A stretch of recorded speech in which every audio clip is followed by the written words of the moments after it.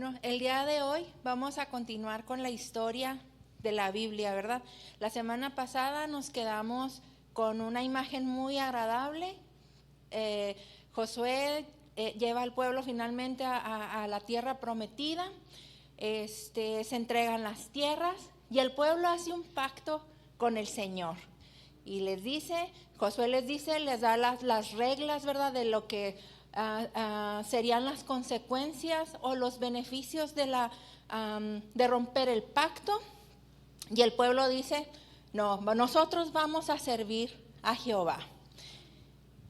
Pero algo pasa, algo sucede y resulta que pues no se cumple la promesa que el pueblo hace a Dios. Y aquí en el libro de Jueces vamos a ver cómo nuestros pecados por omisión, conscientes o inconscientes, pueden afectar a las siguientes generaciones. Y aquí pues vamos a ver todas las consecuencias de todo eso. ¿Cuál va a ser el contenido del libro de Jueces? Va a ser la narración cíclica del tiempo de los jueces y con un énfasis repetido en todo el libro: la falta de lealtad de Israel ante el pacto. ¿Qué trasfondo tiene el libro? Bueno, este libro va a ser la principal conexión histórica en lo que es la posesión de la tierra prometida, la repartición de las tierras y el inicio de la de la monarquía. Este periodo va a abarcar aproximadamente unos 300 años, que es del 1375 al 1050 a.C. El libro va a tomar su nombre de las personas que Dios va a utilizar en diferentes periodos para liberar al pueblo de las invasiones extranjeras. El pueblo cometía muy frecuentemente lo que le llamamos a llamar el ciclo deuteronómico. Se rebelaba a Dios, sufrían la opresión de los vecinos, luego clamaban a Dios, Dios les mandaba a un juez para liberarles y el ciclo se volvía a repetir. Aquí en este libro se hace mención a 12 jueces provenientes de diferentes tribus. Ellos fueron líderes militares, no guiaron a todo Israel, sino a una o dos tribus. Otra de las cosas importantes es de que con certeza no sabemos quién escribe el libro, pero se le atribuye al profeta Samuel. ¿Cuál es el propósito del libro? Bueno, el propósito primero nos trae el registro de la historia de Israel desde que llegan a la tierra prometida, desde la muerte de Josué, cuando están en la tierra prometida, hasta el tiempo de Samuel. Aquí una constante que vamos a ver en el libro es la decadencia espiritual y moral del pueblo.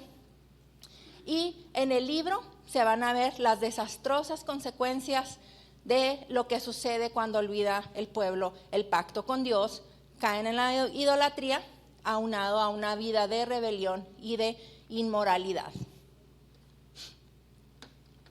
¿Qué énfasis tiene el libro? Tiene 6 principales énfasis. El primero, el insignificante resultado de la conquista. El segundo, el constante rescate del pueblo de Dios por el mismo Dios.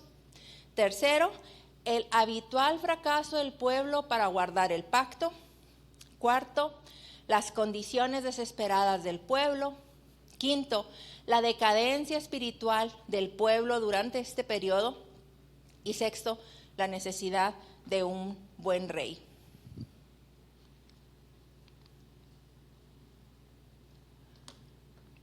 ¿Cuál es el panorama del libro? El libro se divide en 3 partes: la introducción, la narración y el epílogo. La introducción podemos decir que es de los capítulos 1 al 3. Y aquí vamos a ver la interacción así a grosso modo, de lo que se estaba viviendo en la época. Y normalmente se terminaba con un refrán cada seccioncita. Y dice, siempre se hacía ilusión a que Israel no tenía rey. Pero esto es extraño, ¿no? Porque pues el pueblo sí tenía un rey y era el Señor, pero ellos pues parecía que lo habían olvidado. La introducción se va a dividir en dos partes. La primera, Dios no rompe el pacto con el pueblo de Israel, sino el pueblo es quien rompe el pacto con Dios al no cumplir su mandato de echar fuera a los cananeos. Recuerda que la semana pasada Bruno nos comentó que cuando empezaron a hacer las conquistas, hubo una parte que no desecharon por completo los israelitas, y esa pequeña parte que se quedó es la que va a causar todo el problema. Pero no nomás en eso falló el pueblo.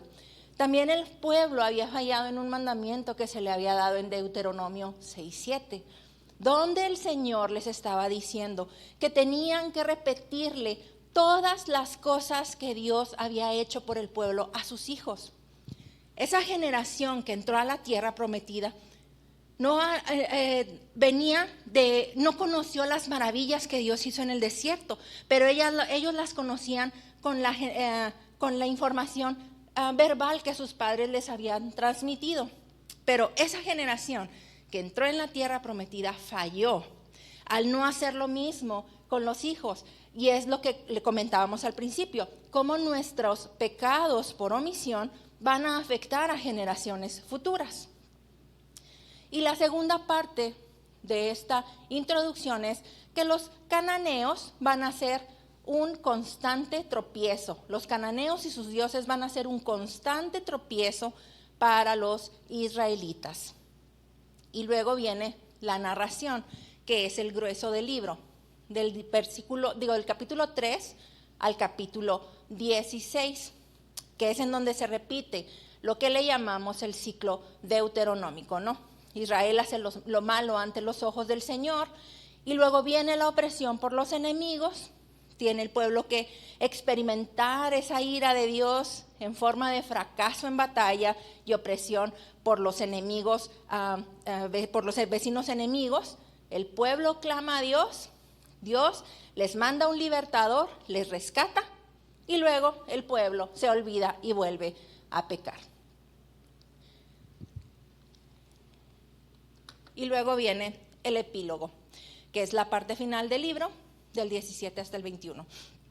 Y aquí, en estos últimos 5 capítulos, se ve de manera más palpable ya el fracaso total del pueblo en guardar el pacto con Dios. Aquí ya cada quien hacía, como dice en varias partes de este libro, cada quien hacía lo que bien le parecía, lo que era agradable a los ojos de ellos. Aquí teníamos la constante repetición del ciclo deuteronómico. Igual, Dios estaba detrás de la liberación del pueblo, y a pesar de que los jueces o los libertadores a los que usaba no siempre fueron personas totalmente consagradas a Dios, y eso también lo vamos a ver en el transcurso del libro. Los primeros 3 jueces eran personas consagradas al Señor, y a partir de Gedeón empieza una decadencia, y una decadencia en caída libre en cuanto a los libertadores, y ahorita vamos a ver los detalles de esto. El libro, como les mencioné, nos presenta a 12 jueces: Otoniel, Eliud o Ahod, Débora y Balac, que se cuentan como uno, y luego Gedeón y Abimelec, que se cuentan como otro, Jefté y Sansón. Y ellos van a ocupar la mayor parte del libro de jueces.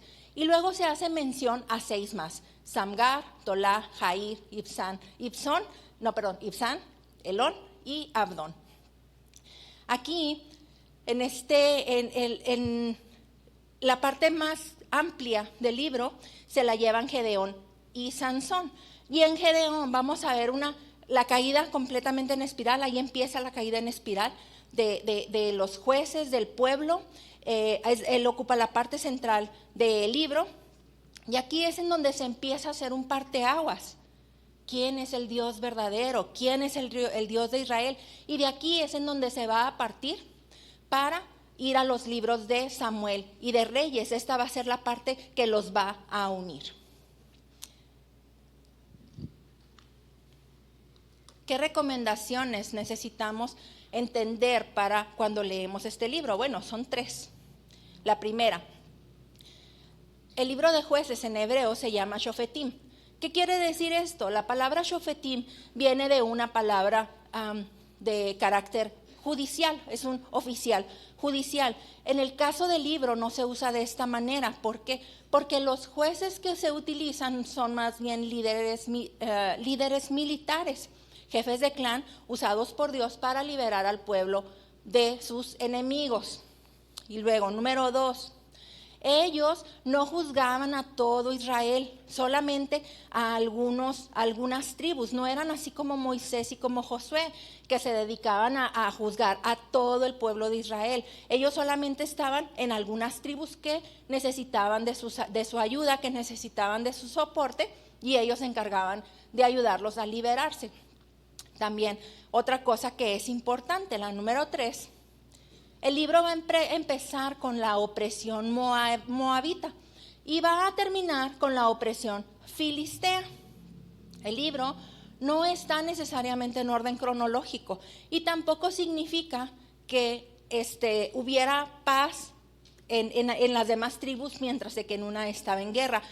Los hechos pudieron haber sido simultáneos, no hay un tiempo lineal, no es así como que pasó primero lo de Otoniel y luego lo de Ahod y luego lo de Débora. No es así, pudieron estar en diferentes periodos de tiempo. Pero una cosa que sí es importante es el deterioro gradual de Israel hasta el tiempo de Samuel. Aquí en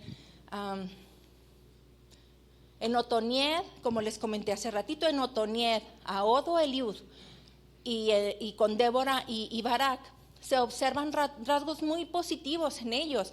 Y al principio de cada historia vamos a encontrar una frase: los hijos de Israel volvieron a hacer lo malo ante los ojos de Dios. Y esto nos da la certeza de que estamos entrando de nuevo en el ciclo deuteronómico. Y a partir de Gedeón, como les digo, las cosas empiezan a ir en caída libre. Al final de cada frase también se decía, se pone en el libro: en aquellos días no había rey, y cada quien hacía lo que le parecía recto ante sus ojos, o cada quien hacía lo que bien le parecía. Sin embargo, algo que es importante es que el cuidado de Dios nunca se apartó del pueblo.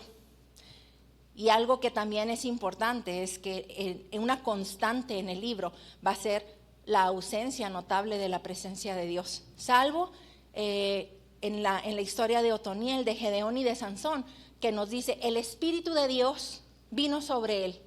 Sin embargo, la idolatría del pueblo estaba de continuo. Ellos se habían vuelto en un pueblo idólatra, a pesar de que tenían el tabernáculo de Jehová en Silo. Nunca fueron a consultarlo, nunca lo consultaron, nunca estuvieron ahí en la presencia del Señor.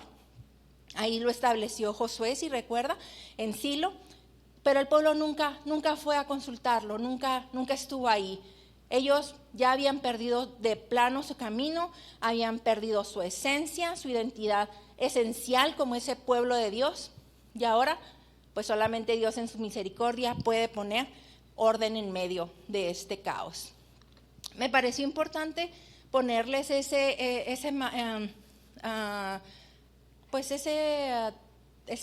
tabla para que vieran más o menos quiénes eran los que estaban oprimiendo el pueblo y quiénes fueron los libertadores. Por ejemplo, empezamos con los de Moab, Mesopotamia, que estuvo con Otoniel, Moab con Ahod, Filistea con Samgar, y si se fija, Filistea va a ser una constante porque también va a terminar con Sansón.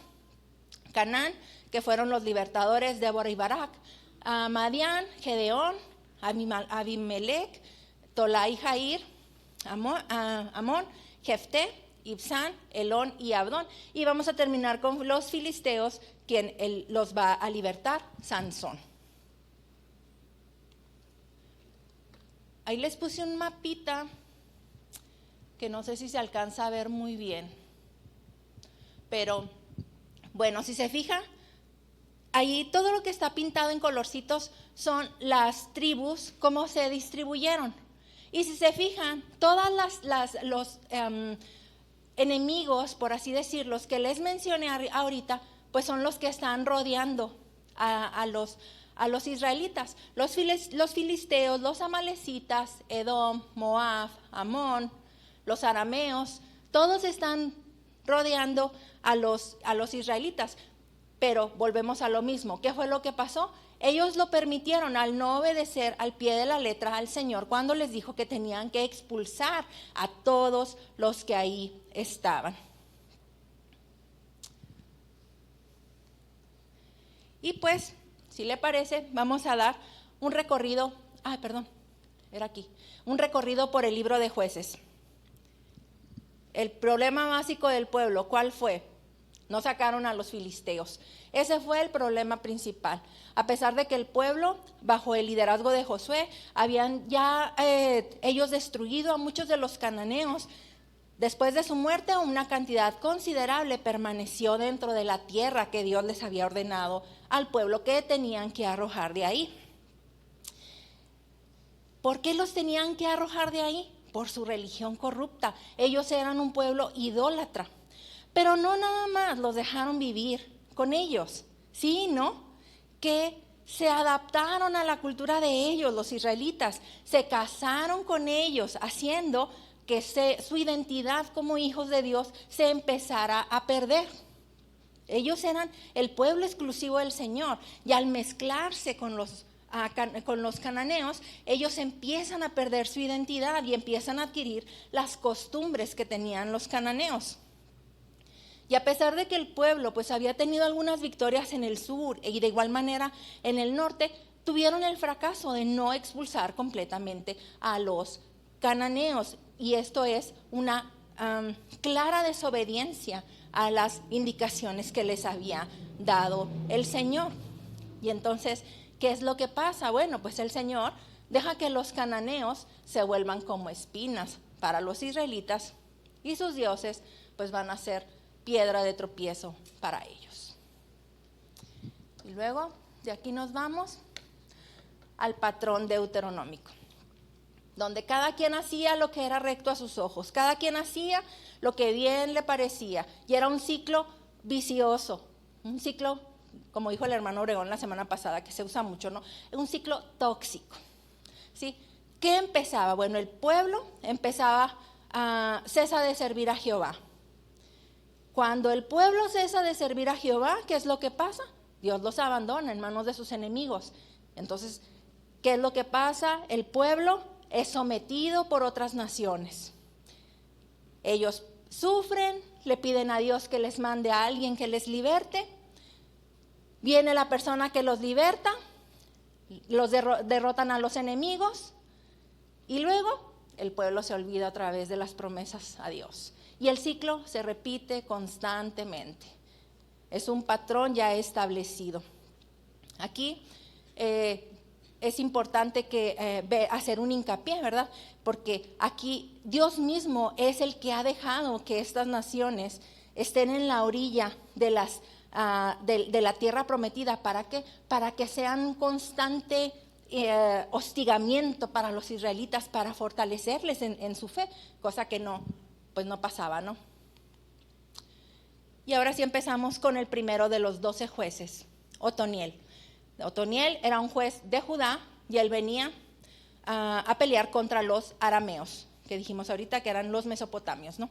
Y lo vamos a encontrar en el capítulo 3, en los versículos del 7 al 11. Igual vamos a ver que empieza el ciclo deuteronómico. Israel abandona a Dios, hace que se encienda la ira del Señor y hace que los arameos lo sujeten. Entonces el pueblo ora a Dios, Dios envía un libertador y dice la palabra del Señor: el Espíritu del Señor vino sobre Otoniel, dándole sabiduría para dirigir y haciendo que la tierra tuviera paz. Los jueces, todos ellos, fueron capacitados sobrenaturalmente por el Espíritu de Dios. Ellos eran líderes carismáticos, llenos de valentía, pero debido al poder del Señor. Ninguno de ellos podía haber hecho ninguna de las obras que hizo por sus propias fuerzas, por su propia inteligencia o por su propia, por su propia fuerza. Y luego nos vamos con otros dos. El tercero es Ahod o Eliud. A él se le dedica más tiempo en la lectura y son del 12 al 31. Igual inicia: ellos, los hijos de Israel, volvieron a hacer lo malo ante los ojos del Señor, y así que ahora ellos van a estar bajo el mando del rey de Moab. Aquí no se menciona que el Espíritu de Dios viene sobre Eliud o Ahod, pero se entiende que él es el que es el responsable de la victoria. Aquí se le hace mucho énfasis a que el rey de Moab era un rey un poco obeso, y que Eliud o Ahod, si se fija, es zurdo. Él lo traspasa con su mano izquierda al rey, y con eso libera al pueblo. Este asesinato no se considera como un asesinato, se considera una obediencia a un mandato divino para liberar al pueblo de los moabitas. Y acerca de Samgar, el tercer juez que nos menciona el libro, solo se menciona que los filisteos van a ser, solo se hace mención a los filisteos, los que van a ser el peor enemigo de Israel, como lo vamos a ver más adelante y como lo vemos todavía hasta el día de hoy. Ahorita al ratito va a entender por lo que le digo. Y luego vienen los cuartos, que son Débora y Barak. Débora era una mujer de la tribu de Efraín y ella va a pelear contra los cananeos del norte. Se le dedica también un poquito más de espacio en el libro, casi 2 capítulos, bueno, 2 capítulos de hecho, el 4 y el 5. Aquí se nos habla de que Débora fue una profetisa. Débora era una profetisa dotada con habilidad para escuchar los mensajes de Dios. Y esa estrecha comunión que ella tenía con Dios es la que le da influencia con el pueblo. La trama aquí se va a enfocar en 2 mujeres, en Débora y en Jael. Y aquí Barak también es mencionado porque Barak era el guerrero, ¿no? Pero Barak, si recuerda, no quiere ir a la batalla. No quiere ir a la batalla sin que Débora vaya con él. Entonces aquí se cumple la profecía de que se iba a entregar al enemigo cananeo en manos de una mujer. Pero esa mujer no es Débora. Esa mujer es Jael. Jael es la persona que cumple la profecía de que se iba a entregar que se iba a quitar, que se los iba a entregar a los cananeos en manos de una mujer. Y luego el canto de Débora, que viene también ahí, repite la historia ya con más detalles, con más alabanzas al Señor y avergonzando a las tribus que no ayudaron en la liberación. Si se fija hasta aquí, hay una constante. Dios está con ellos, Dios les ayuda, Dios les está, ¿cómo se dice? Les está capacitando y ellos alaban al Señor. Pero vamos a empezar con la caída en espiral. Bueno, esa ya la vi. Vamos a empezar con la caída en espiral y empezamos con Gedeón, que es el 5.º juez. A ver, era Otoniel, Eliud, Samgar, Débora y Barak, acuérdense que se cuenta como uno, y Gedeón es el 5.º.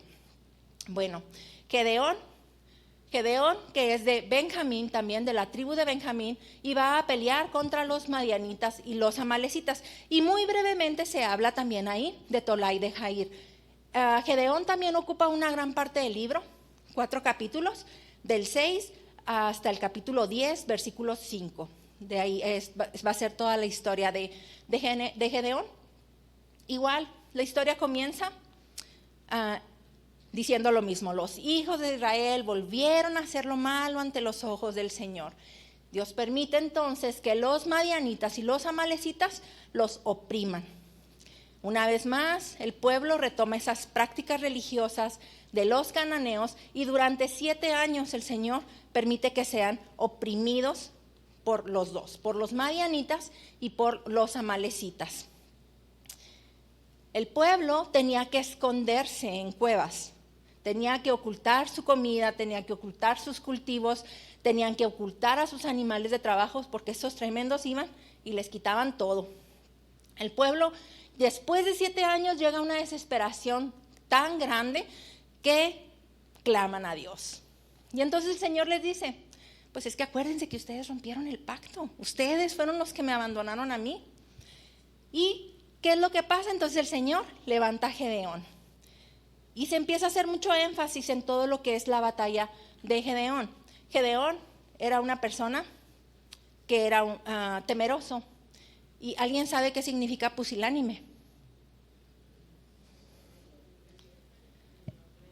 Era una persona que no tenía valor, que era falto de valor, que era indeciso, entonces, pero a esa persona, aquí vemos, ¿verdad?, que Dios toma a quien quiere y lo usa. Entonces, lo tomó a él, dijo, mero lo voy a agarrar para que libere a mi pueblo. Al principio Gedeón era obediente. Gedeón era obediente, pero era vacilante. Y recuerda que le puso muchas pruebas al Señor, ¿no? Para, si soy yo esto, si me vas a dar la victoria, entonces que esté mojado, no, mejor que esté seco. Bueno, empieza muy bien Gedeón, él derriba el altar de su papá, el altar que tenía su papá de Baal en su casa, lo derriba. Y él va siguiendo las instrucciones que el Señor le va diciendo. Sin embargo, en el trayecto, él se empieza a transformar. En el trayecto, él se vuelve una persona vengativa y entonces con los reyes de los madianitas, con Seba y Salmuna, él se obsesiona de una manera grande. Y finalmente cuando el Señor le da la victoria, él hace un efod, pero ese efod nunca le pidió el Señor que lo hiciera. Él nunca le pidió a Dios que hiciera nada. Y a lo mejor las intenciones de Gedeón eran buenas, y lo quería tener así como un tipo souvenir, ¿no?, de la batalla, pero era algo que no le había solicitado el Señor. ¿Y qué es lo que pasa? Termina haciéndose un ídolo.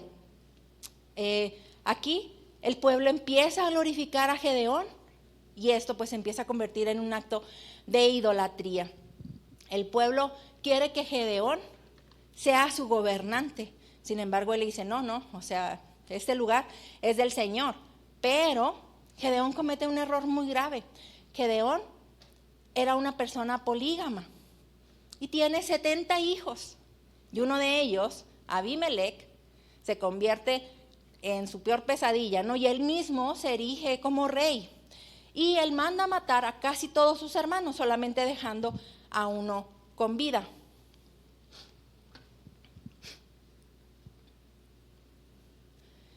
Entonces, ¿qué es lo que pasa?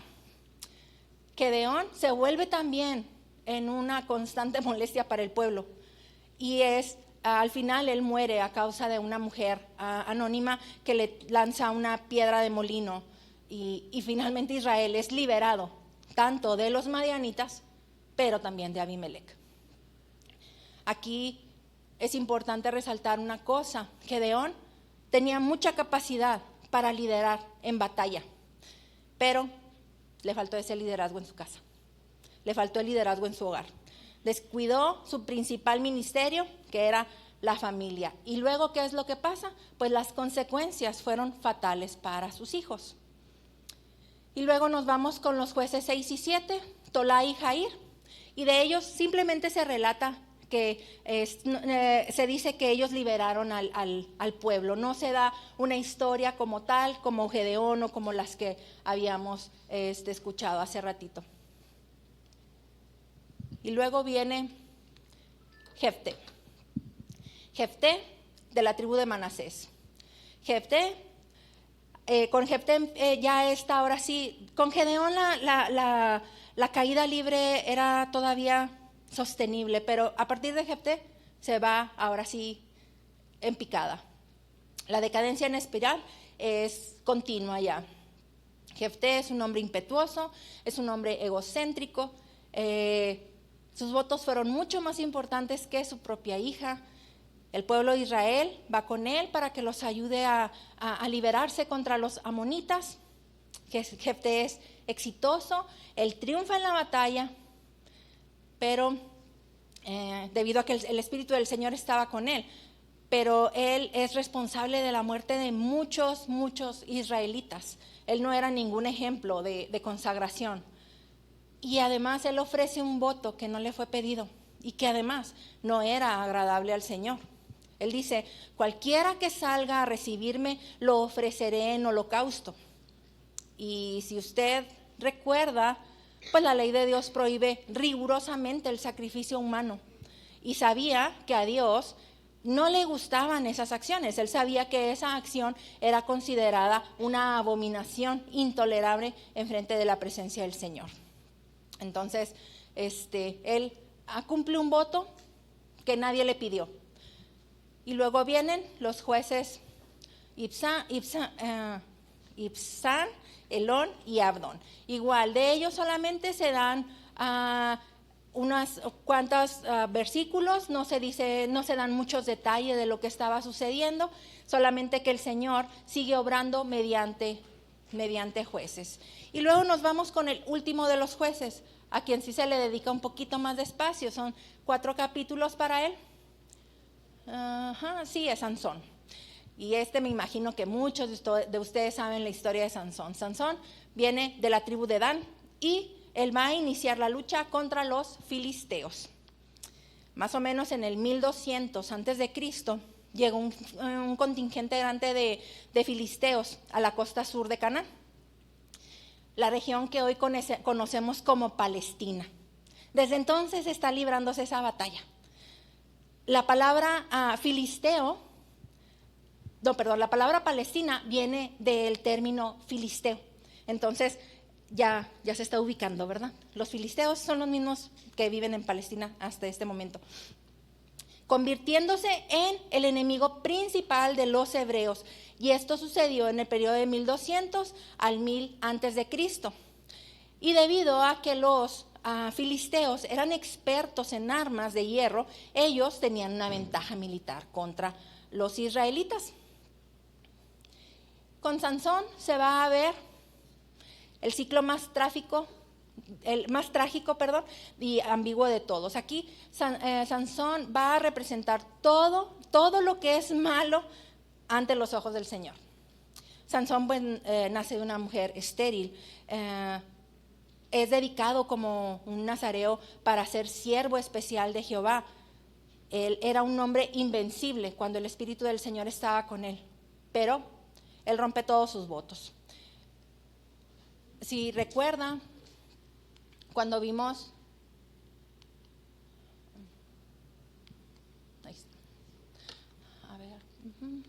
si recuerda cuando vimos todas lo que tenía que hacer, el proceso de purificación que tenía que hacer los siervos, simplemente Sansón los ignoró todos.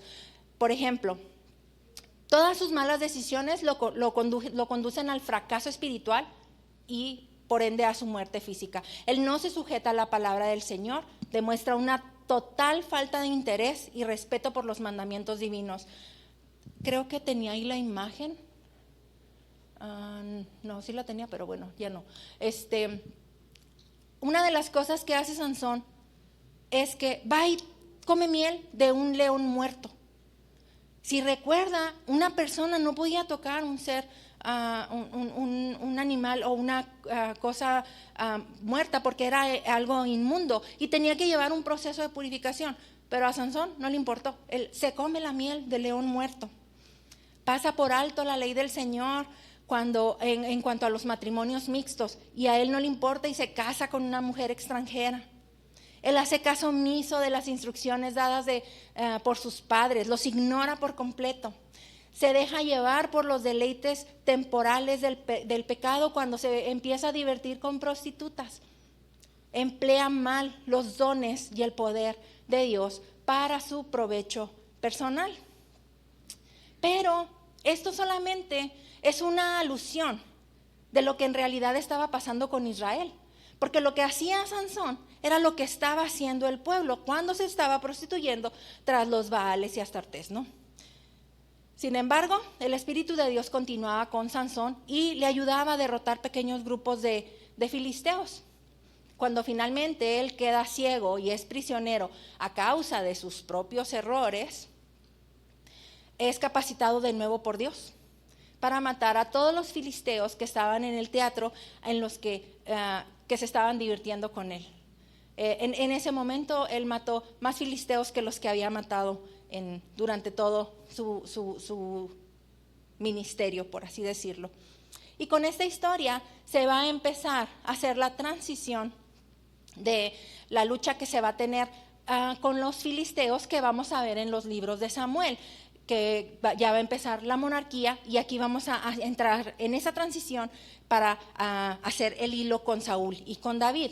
Pero también se hace otra transición. Se hace una transición de los pecados de Israel como pueblo para los pecados individuales. Y luego viene la parte final del libro. Dice ya las últimas historias que nos muestran la decadencia total del pueblo de Israel. Y aquí vemos en estos capítulos las bajas normas morales, las degradadas costumbres religiosas y el caótico orden social que estaba reinando en Israel. En estos capítulos se ve claramente el caso omiso a la palabra del Señor y a sus principios morales. Que es importante entender una cosa: cuando estamos así, no solamente los individuos son destruidos, sino que todo su entorno es destruido. Toda la sociedad, todo lo que está rodeándole se empieza a contaminar. En el capítulo 17 nos habla de la madre de Micaías, que consagra su dinero a Jehová para que su hijo le haga un ídolo. Micaías no solamente se somete a la revelación, no consulta pues al Señor, no consulta a Dios, sino que él hace lo que bien le parece, no lo que él piensa que es correcto. Él se está engañando a sí mismo al pensar que puede tener la bendición de Dios y al mismo tiempo vivir bajo sus normas, bajo sus mandamientos, o sea, sus mandamientos personales. Aquí tenemos muchos pecados: el pecado de hurto, de idolatría, de desobediencia a Dios.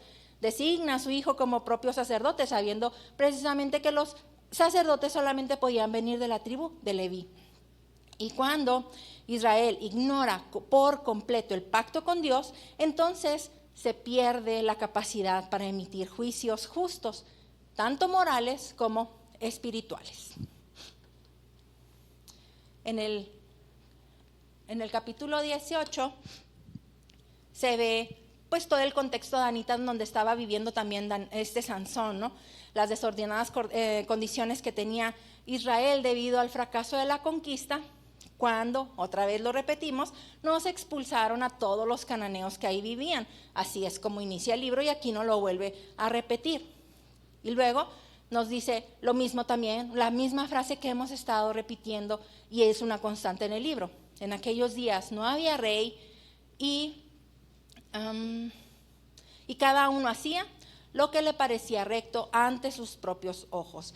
Los sacerdotes en ese momento estaban dispuestos a servir a dioses falsos, no importa. Lo único que ellos querían era dinero y posesión.